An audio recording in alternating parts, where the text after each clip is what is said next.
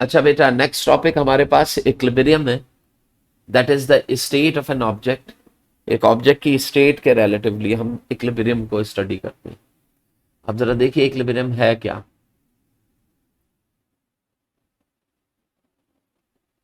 एक मिनट।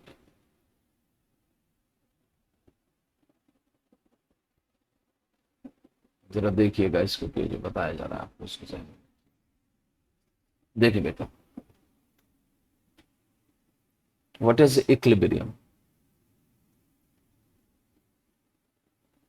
देखें, equilibrium is nothing but simply the state of the body. देखें, इससे पहले आपने स्टेट ऑफ द बॉडी पढ़ी थी, state of rest and state of motion. ठीक है, ये दोनों स्टेट जो थी वो मूवमेंट से रिलेटेड थी, यानी कि अगर ऑब्जेक्ट मूव कर रहा होगा तो वो मोशन में, और अगर वो रेस्ट, अगर मूव नहीं कर रहा तो वो कौन सी स्टेट पे होता था, रेस्ट पे होता। यानी कि ये चीज देखना कि ऑब्जेक्ट के ऊपर फोर्स लग रही है या नहीं लग रही है, कितनी लग रही है, इससे हमें कोई गर्ज नहीं थी। मसलन अगर ऑब्जेक्ट किसी स्पेस में मूव कर रहा होता था तो ऑब्जेक्ट के ऊपर कोई फोर्स नहीं लग रही, एफ जो थी वो जीरो होती थी, लेकिन इसके बावजूद ऑब्जेक्ट मूव कर रहा होता था तो उसकी स्टेट ऑफ मोशन ही रहती थी। तो जो आपने स्टेट्स ऑफ बॉडीज पढ़ी थी, रेस्ट एंड मोशन, वो बॉडी की मोशन या मूवमेंट के रिलेटिवली पढ़ी थी, तभी उसकी स्टेट रेस्ट और स्टेट ऑफ मोशन।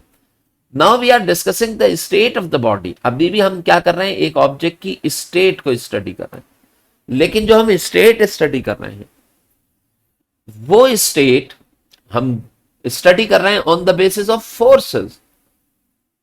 हम किसी भी ऑब्जेक्ट की स्टेट को स्टडी करेंगे किसकी बेस पे, फोर्स की बेस पे। अब आपने इसका जो कॉन्सेप्ट आता है equilibrium, it is the state of the body if forces are not applied. अगर आपके पास फोर्सेस किसके बराबर हो, किसी भी ऑब्जेक्ट पे अप्लाई होने वाली फोर्सेस अगर जीरो हो जाए, यानी कि फोर्सेस आर नॉट अप्लाइड, अगर फोर्स अप्लाई नहीं हो रही, अगर फोर्सेस अप्लाई नहीं हो रही तो इसका मतलब क्या है, object is said to be in state of equilibrium. Apply ना होने का मतलब क्या है कि अगर मेरे पास एक ऑब्जेक्ट जो है, एक डब्बा जो है, वो मैंने किसी सरफेस पे प्लेस कर दिया, तो ये बताइए कि मैं कोई एक्सटर्नल फोर्स इस पे अप्लाई नहीं कर रहा, तो इसका मतलब क्या है कि object is in state of rest, rest में भी होगा और साथ साथ वो इक्विलिब्रियम की स्टेट पे भी आ रहा हो, ये वाला ऑब्जेक्ट। अच्छा, अगर मैं इसको थोड़ा सा डिटेल में देखूं तो wait of the body is directly acting downwards, opposite reaction is upwards, both forces same in magnitude, opposite in direction, these forces cancelled out. ये क्या हो जाएंगे, एक दूसरे से कैंसिल कर देंगे। इसका मतलब क्या है कि फोर्सेस लग तो रही हैं, लेकिन उन फोर्सेस का सम जो आ रहा है वो क्या आ रहा है, जीरो। यानी कि sum of W and R is equal to zero. तो खाली F is equal to zero नहीं, if forces are applied even object is in a state of rest or object is not moving, then object is said to be in equilibrium. तो मैं ये नहीं कहूंगा कि forces are not applied. What we can say कि if sum of all forces is zero, अगर तमाम forces जो डब्बे पे लग रही हैं, इन तमाम फोर्सेस का सम क्या हो जाए, जीरो हो जाए, तो object is said to be in equilibrium. यानी कि इक्विलिब्रियम जो है वो बेसिकली डिफाइन किया जाता है on the basis of forces.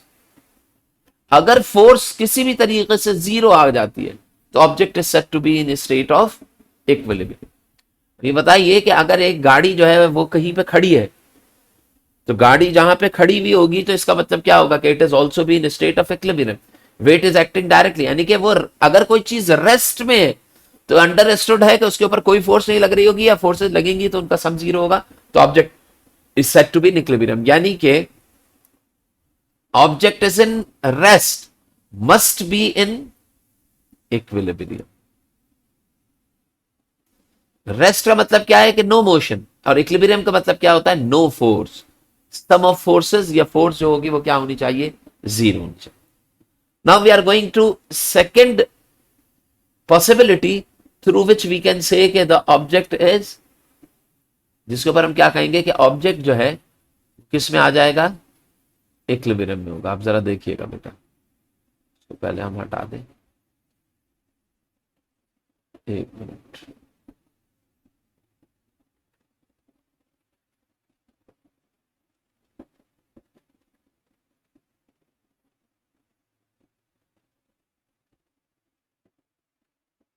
अच्छा जी, आप जरा देखें, हम सेकंड पॉइंट पढ़ने के। देखिए अभी हमने देखा कि object is in state of rest, must be in equilibrium. क्यों भाई रेस्ट में और इक्विलिब्रियम में? क्योंकि फोर्स जो है वो किसके बराबर है? जीरो, या सम ऑफ फोर्सेस क्या है? जीरो। अच्छा, इसी को अगर मैं थोड़ा सा और इलेबोरेट करूं कि सम ऑफ फोर्सेस अगर जीरो है, तो इसका मतलब क्या है? According to second law of Newton, its acceleration is also भी क्या होगा? जीरो। इसका एक्सेलरेशन क्या है? जीरो। जीरो एक्सेलरेशन का मतलब क्या है कि या तो वेलोसिटी जीरो हो जाए, और या फिर वेलोसिटी क्या हो जाए? कांस्टेंट हो जाए। या फिर वेलोसिटी क्या हो जाए बेटा? कांस्टेंट हो जाए। तो आपको यहां पे ये चीज समझ में आया कि इक्विलिब्रियम उस वक्त एग्जिस्ट करता है जब फोर्सेस जीरो। फोर्सेस जीरो होने का मतलब क्या है? Acceleration zero. एक्सेलरेशन कब जीरो होगा? जब वेलोसिटी क्या हो? जीरो हो। अगर वेलोसिटी जीरो हुई तो object must be in state of rest. Object कौन सी स्टेट में आ जाएगा? रेस्ट में आ जाएगा, क्योंकि रेस्ट में ही वेलोसिटी। लेकिन अगर वेलोसिटी कांस्टेंट है तब भी एक्सेलरेशन क्या होगा? जीरो। यानी कि velocity is not changing, acceleration is set to be zero.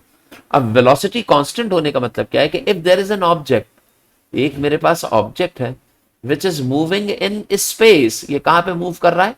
Space में मूव कर। यहां पर भी इसकी वेलोसिटी 5 मीटर पर सेकेंड। पहुंचते पहुंचते यहां पहुंचा, यहां पर भी वेलोसिटी 5 मीटर पर सेकेंड। यहां पहुंचा, यहां पर भी वेलोसिटी 5 मीटर पर सेकेंड। बताइए, वेलोसिटी रिमेन्स द सेम। जब वेलोसिटी चेंज नहीं हो रही तो इसका मतलब क्या है? Force is not applied. Force apply, क्योंकि फोर्स अगर अप्लाई हो रही होती, अगर फोर्स अप्लाई होती तो या तो इसकी स्पीड को वो इंक्रीज कर देती, और या फिर इसकी स्पीड को वो decrease. But we it is moving with constant speed and moving due to its inertia. ये भी मैंने आपको बताया कि ये किसकी वजह से मूव कर रहा होता है? अपने इनर्शिया की वजह से। तो अब ये बताइए कि if object is moving due to its inertia and its velocity is not changing, तो ये क्या चीज कहलाएगा? ये कहलाएगा कि object is moving with constant speed, its no force is acting and acceleration is zero. If no force is acting then object is said to be in equilibrium. तो equilibrium के लिए दो कंडीशन होंगी, whether object is in state of rest और object is moving with uniform speed. क्योंकि मैंने आपको बताया, देखिए if it is moving with uniform speed, object is not set to be in state of rest, rest में नहीं कहलाएगा। जिसका मतलब क्या है कि इक्विलिब्रियम ऑब्जेक्ट, अगर देखिए इक्विलिब्रियम को हमने कैसे पढ़ा? हमने ये देखा कि इक्विलिब्रियम जो है वो दो तरीके से हो सकता है। इक्विलिब्रियम रेस्ट से भी हो सकता है और इक्विलिब्रियम मोशन में भी हो सकता है। बताइए, रेस्ट में कब होगा? जब ऑब्जेक्ट रुका हुआ। और मोशन में कब होगा? जब object moving with uniform speed. क्योंकि इक्विलिब्रियम यूनिफॉर्म स्पीड, क्योंकि मैंने अभी आपको बताया कि equilibrium is defined on the basis of force. If force is zero then object is said to be in equilibrium. Force is zero, object can be in state of rest और can be moving with uniform speed. तो equilibrium can be defined as object state is said to be equilibrium if object is in state of rest और moving with uniform. यानी कि अगर एक object rest में है और मूव कर रहा है with uniform speed, then the state of the body is said to be equilibrium. Then the state of the body, यानी कि अगर वो यूनिफॉर्म स्पीड से मूव कर रहा है तो भी वो इक्विलिब्रियम में कहलाएगा, क्योंकि फोर्सेस नहीं लग रही। और अगर वो रेस्ट में है तो भी इक्विलिब्रियम में कहलाएगा, क्योंकि फोर्सेस एक्ट नहीं कर रही। तो दैट इज द मेजर और the main concept of equilibrium. ये आपके पास क्या है? मेजर मेन कॉन्सेप्ट है किस चीज का? इक्विलिब्रियम का। अच्छा बेटा, एक सेकेंड। अब आप देखिए यहां पे क्या दिया हुआ है? इक्विलिब्रियम को डिफाइन कर रहे हैं कि equilibrium, Newton first law of motion tells us that the body continues it's state. First law आपको क्या बताता था? कि एक ऑब्जेक्ट जो है वो अपनी स्टेट को कंटिन्यू कर लेगा। कौन सी? चाहे वो रेस्ट में हो चाहे वो यूनिफॉर्म में। until and unless no resultant force, no net force is acting. अब जो देखिए नो रिजल्टेंट या नो नेट फोर्स और net force is acting on it, until जब तक अगर एक्ट करेगी तो होगा, वरना नो रिजल्टेंट और net force acting. For example book lying on a table is the picture hanging on the wall, ये तमाम की तमाम रेस्ट में.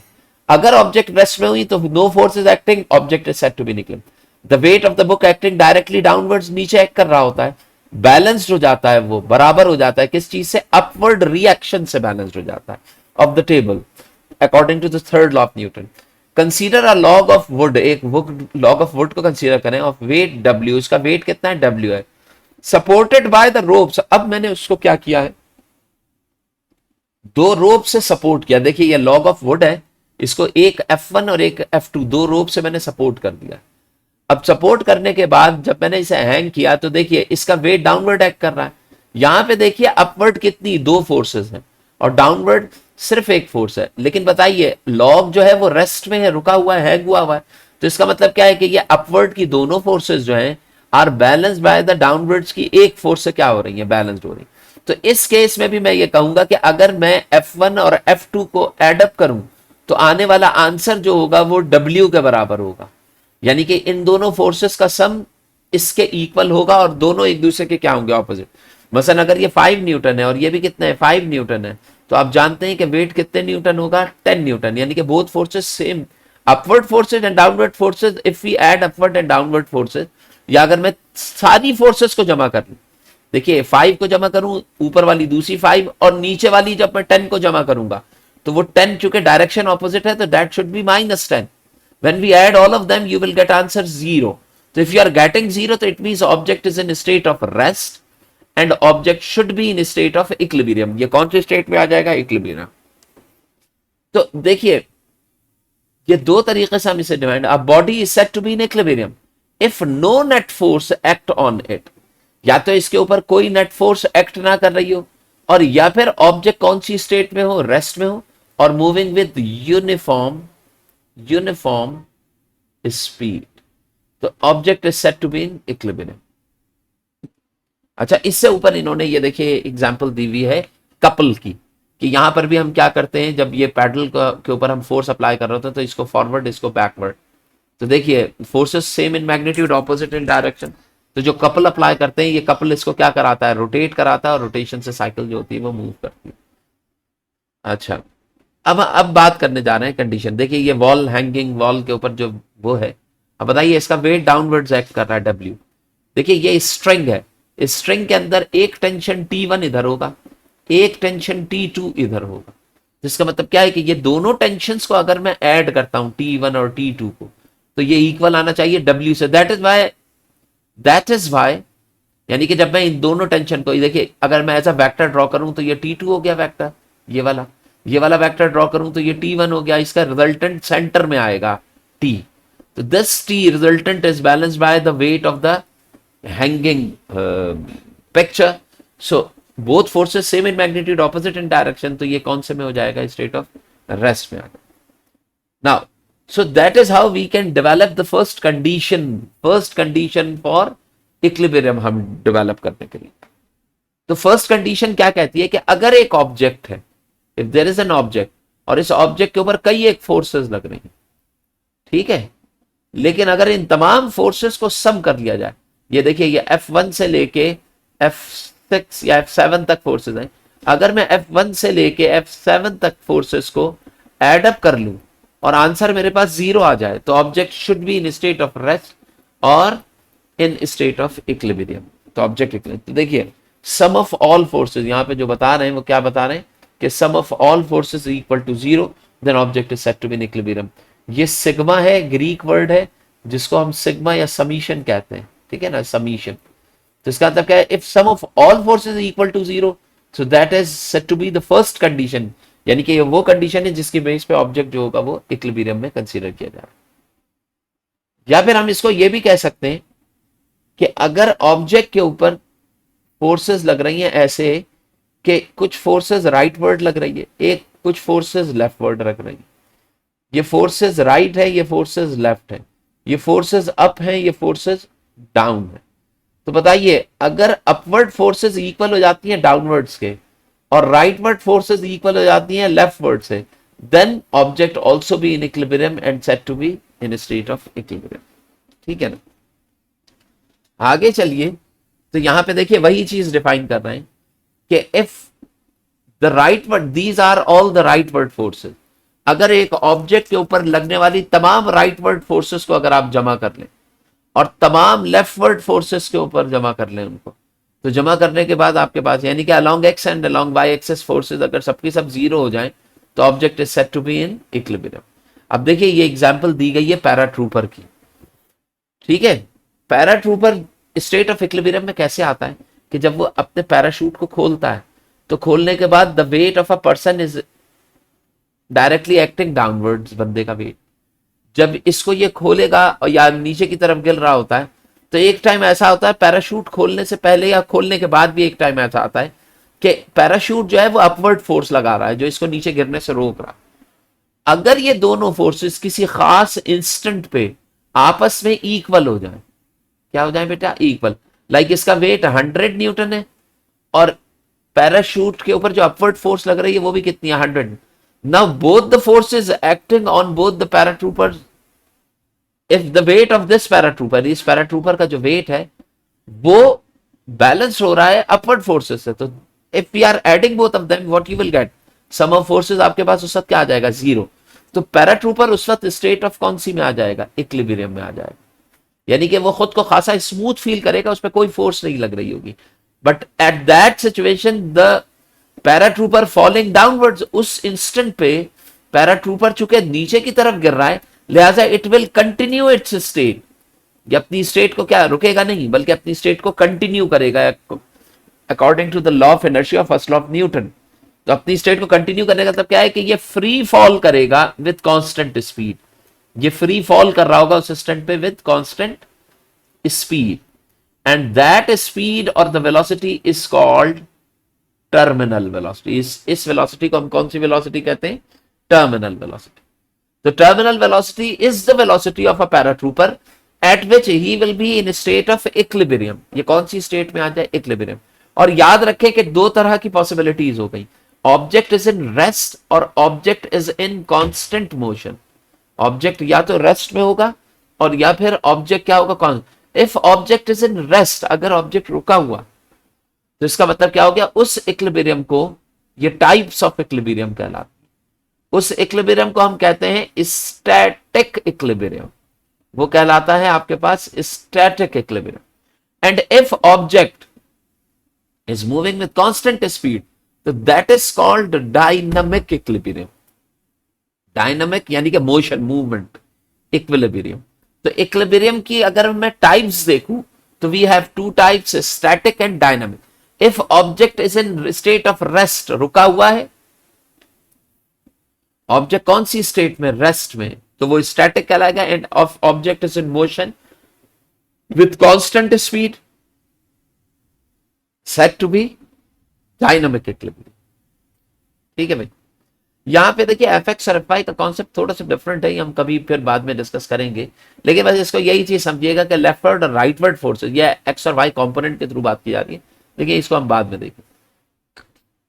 उसके बाद इन्होंने ये एक एग्जाम्पल डिस्कस की हुई है, देखिए इस एग्जाम्पल के अंदर क्या कह रहे हैं कि a block of weighing 10 Newton hanging through a cord, एक कॉर्ड के थ्रू हैंगिंग है, find the tension in a cord. तो आप बताइए कॉर्ड में टेंशन कितना होगा। तो अब आप ये देखिए कि अगर ब्लॉक को हैंग किया गया है तो उसका वेट डाउनवर्ड्स एक्ट कर रहा होगा, object is in state of rest और स्टेट ऑफ इक्विलिब्रियम, तो W must be equal to its tension. तो अगर W जो है वो 10 न्यूटन है तो ये इसका टेंशन भी कितने न्यूटन होना चाहिए, 10 न्यूटन होना चाहिए। तो देखिए आपके पास आंसर टेंशन मस्ट बी 10, या आप वर्डिंग में भी लिख सकते हैं। Now we are discussing second condition, अब हम डिस्कस करने के लिए जा रहे हैं सेकंड कंडीशन ऑफ इक्विलिब्रियम। देखिए जब मैं सेकंड कंडीशन की बात करता हूं तो बाज दफा क्या होता है कि आपके पास, देखिए फर्स्ट कंडीशन में क्या था, forces same in magnitude opposite in direction, ठीक है, but it is having the same line of action. इनके लाइन ऑफ एक्शन क्या है, यहां पर सेम है। अगर लाइन ऑफ एक्शन सेम है तो ये कपल फॉर्म नहीं कर रहा है, ये कपल नहीं है, इसको मैं कपल नहीं कहूंगा, पैरेलल तो है, लाइन ऑफ एक्शन सेम है, जब लाइन ऑफ एक्शन सेम हो गया तो इट मींस कि object must be in state of rest. लेकिन बाज दफा क्या होता है कि फोर्सेस का लाइन ऑफ एक्शन सेम नहीं होता। Line of action is not same, line of action is not same. अगर लाइन ऑफ एक्शन सेम नहीं है तो इसका मतलब क्या है, they are forming a couple. अगर फोर्सेस क्या फॉर्म करने लगे, कपल। अगर फोर्सेस कपल फॉर्म करें तो सम ऑफ एफ जो होता है उसकी कंडीशन फिर आप अप्लाई इक्विलिब्रियम के लिए नहीं। मतलब देखिए यहां पे ये इक्विलिब्रियम में है लेकिन यहां पे ये इक्विलिब्रियम में नहीं है। Now object is not set to be in equilibrium in second case. जबकि देखिए forces same in magnitude opposite, sum of forces जो है वो किसके बराबर आ रही है, 0 के बराबर आ रही है इस वाले केस में। अगर मैं इसको ऐड करता हूं तो देखिए ये अगर 5 न्यूटन है तो ये क्या होगा, -5 newton. If we add both of them तो आंसर क्या आ रहा है, 0। 0 आंसर आ जाने के बावजूद भी object is not in equilibrium, क्योंकि ऑब्जेक्ट क्या कर रहा है, मूव कर रहा है, इक्विलिब्रियम में नहीं है। तो इसका मतलब क्या है, बाद दफा क्या होता है कि फर्स्ट कंडीशन सेटिस्फाई नहीं कर रही होती इक्विलिब्रियम के लिए, then we will go for the second condition. Second condition के बाद में आप फोर्स के बजाय किस चीज को डिस्कस करते हैं, टर्निंग इफेक्ट को। कि मैं ये कहता हूं कि if sum of torque on the, अगर रोटेशन ऑब्जेक्ट में, वैसे देखिए यहां पे किसी किस्म का रोटेशन नहीं है, यहां पे ऑब्जेक्ट रोटेट नहीं कर रहा, ठीक है। लेकिन अगर आपके पास ऑब्जेक्ट के अंदर क्या चीज प्रोड्यूस हो जाए, रोटेशन प्रोड्यूस हो जाए, अगर रोटेशन प्रोड्यूस हुई है तो फिर हम फर्स्ट कंडीशन को नहीं देखेंगे, फिर हम कौन सी कंडीशन चेक करेंगे, सेकंड कंडीशन। और सेकंड कंडीशन क्या कहती है कि if sum of torque applied on the body is equal to 0 then object will be in state of equilibrium. सही। अब जरा आप यहां पे देखिए, इसकी इन्होंने एक एग्जांपल दी होगी, उस एग्जांपल से हम ये समझ सकते हैं कि देखें सपोज कि आपके पास एक मिनट, आपके पास एक रॉड है, ठीक है।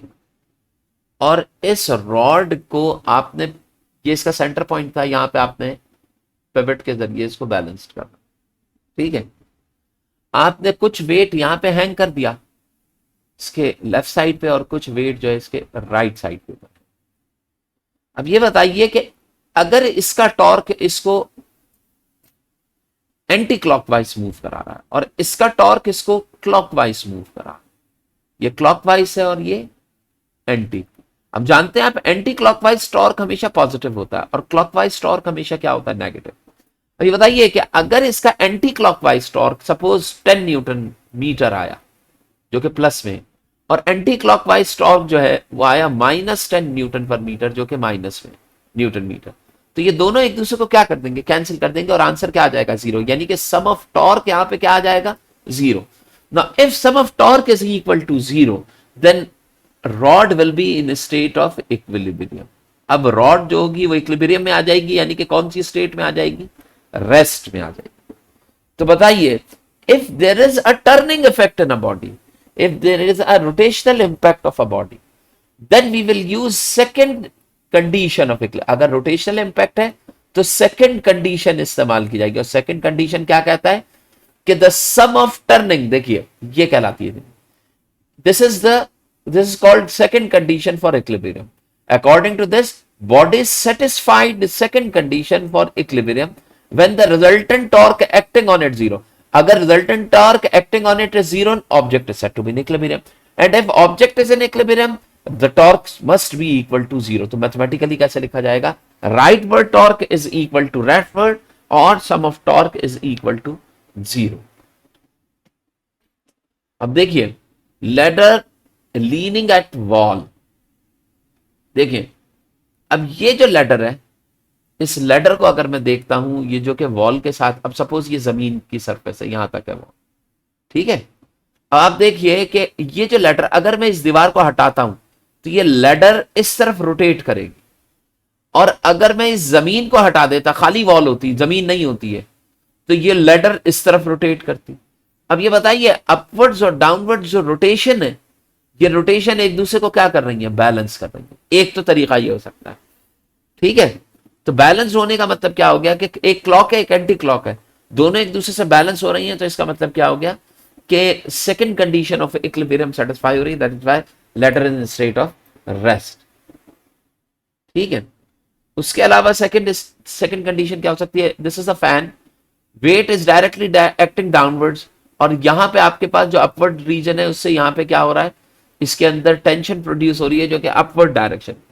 तो weight and tension both are equal, और सम ऑफ एफ, अब यहां पे देखिए ये दोनों फोर्सेस इसको रोटेट नहीं करा रही हैं। जब रोटेट नहीं करानी तो इसका मतलब क्या है कि फर्स्ट कंडीशन ऑफ इक्विलिब्रियम जो होगी वो यहां पे सेटिस्फाई हो जाएगी, जबकि यहां पे आपको सबमिशन ऑफ टॉर्क लेना पड़ेगा क्योंकि रोटेशन एग्जिस्ट कर रही है।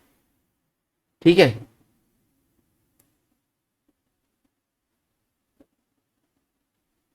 देखिए the weight of the ladder, यहां पे क्या है, ladder leaning at the wall shown equilibrium, the weight of the ladder in figure produces anti clock, देखिए वेट ऑफ द लैडर यहां सेंटर में होगा, वो एंटी क्लॉकवाइज टॉर्क प्रोड्यूस करेगा।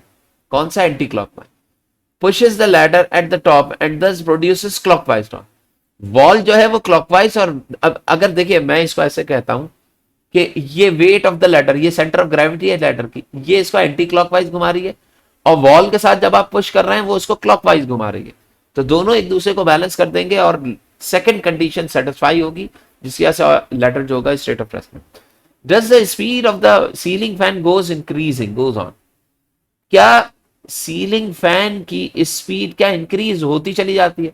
अब बताइए सीलिंग फैन को अगर आप चलाएं तो आहिस्ता आहिस्ता फोर्स इस पर अप्लाई होती जाती है और इसकी स्पीड को बढ़ाती जाती है, लेकिन एक वक्त ऐसा आता है कि इसकी अप्लाइड, यानी कि इसके ऊपर अप्लाई, जैसे जैसे इसके ऊपर करंट जो है वो फोर्स अप्लाई करके इसको रोटेट कराता है, उसी टाइम पे इस मोटर के अंदर एक एंटी मोटर इफेक्ट बिल्डअप होता है, and its direction is just opposite.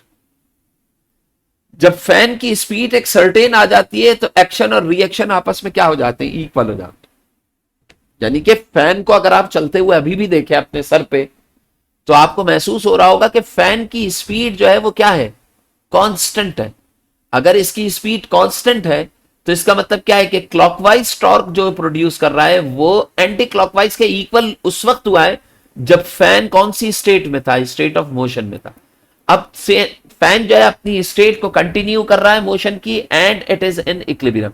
तो आपके सर के ऊपर जो पंखे चल रहे होते हैं इस, वो कौन सी स्टेट में होते हैं, वो इक्विलिब्रियम स्टेट में। Does the fan satisfy, second satisfy. अगर मूविंग फैन है तो वो सेकंड कंडीशन ऑफ इक्विलिब्रियम को सेटिस्फाई करेगा, ठीक है। और अगर फैन स्टैटिक रुका हुआ है तो फिर वो फर्स्ट कंडीशन ऑफ इक्विलिब्रियम को सेटिस्फाई करेगा।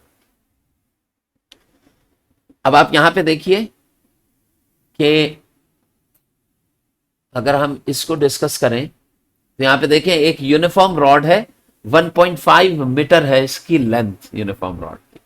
मैंने इसको प्लेस किया है 0.5 के ऊपर, मैंने पिवट लगाई है, यहां पे फोर्स एक्ट कर रही है और यहां पे इसका वेट एक्ट कर रहा है। अभी बताइए 1.5 है तो इसका वेट इसके सेंटर से एक्ट कर रहा हो, ठीक है। तो 1.5 metre placed over wedge of 0.5 metre from the one end, एक एंड से 0.5 मीटर पे।